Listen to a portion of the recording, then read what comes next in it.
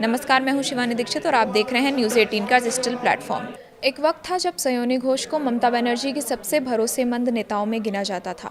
Party पर हमला होता तो सबसे पहले जवाब देने वालों में सयोनी घोष का नाम होता था। विपक्ष पर तीखे हमले करने हो या फिर टीएमसी का पक्ष मजबूती से रखना हो, सयोनी हमेशा फ्रंट फुट पर नजर आती थी। लेकिन अब टीएमसी की फायर ब्रांड नेता और कभी ममता बनर्जी की करीबी माने जाने वाली सयोनी घोष का नाम पार्टी के बागी खेमे के साथ जोड़ा जा रहा है। दिल्ली में बागी सांसदों की बैठकों में उनकी मौजूदगी ने बंगाल की राजनीति में हलचल बढ़ा दी है।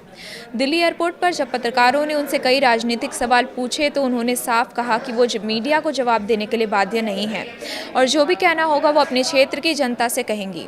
उनके इस जवाब के बाद चर्चाएं और तेज हो गई हैं।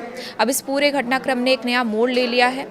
तृणमूल कांग्रेस नेतृत्व ने सयोनी घोष को तृणमूल यूथ कांग्रेस के अध्यक्ष पद से हटा दिया है। पार्टी ने उनकी जगह नए अध्यक्ष की नियुक्ति कर दी है।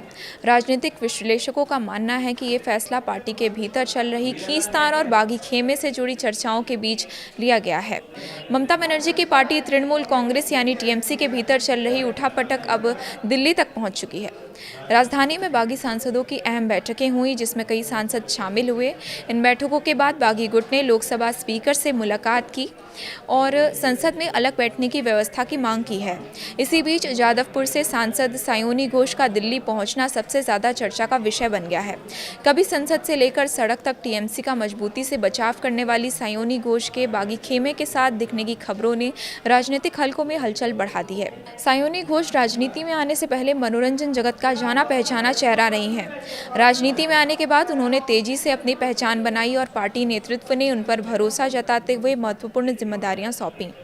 साल 2024 के लोकसभा चुनाव में उन्हें जादवपुर जैसी महत्वपूर्ण सीट से उम्मीदवार बनाया गया और उन्होंने जीत हासिल कर संसद तक का सफर तय किया। हालांकि अपने राजनीतिक जीवन के दौरान सयोनी घोष कई बार विवादों और चर्चाओं का हिस्सा भी रही हैं। उनके कुछ बयानों और सोशल मीडिया गतिविधियों को लेकर विपक्ष लगातार उन पर निशाना साधता रहा है। अब जब टीएमसी के भीतर असंतोष की खबरें सामने आ रही हैं तो सयोनी घोष की भूमिका को लेकर भी चर्चाएं काफ़ी तेज हो गई हैं। हालांकि अभी तक उन्होंने सार्वजनिक रूप से किसी नए राजनीतिक फैसले की घोषणा नहीं की है। फिलहाल इतना तय है कि सयोनी घोष की दिल्ली यात्रा बागी सांसदों की बैठकों में उनकी मौजूदगी और उसके बाद पार्टी संगठन से उनकी विदाई ने बंगाल की राजनीति में नए सवाल खड़े कर दिए हैं। अब सभी की नज़र इस बात पर टिकी है कि टीएमसी के भीतर चल रही नाराजगी आगे किस दिशा में जाती है और सयोनी घोष इस पूरे घटनाक्रम में क्या भूमिका निभाती हैं। फिलहाल इस रिपोर्ट में इतना ही। ऐसे ही और बड़ी खबरों पर अपडेट्स के लिए बने रहिए न्यूज़ 18 के साथ।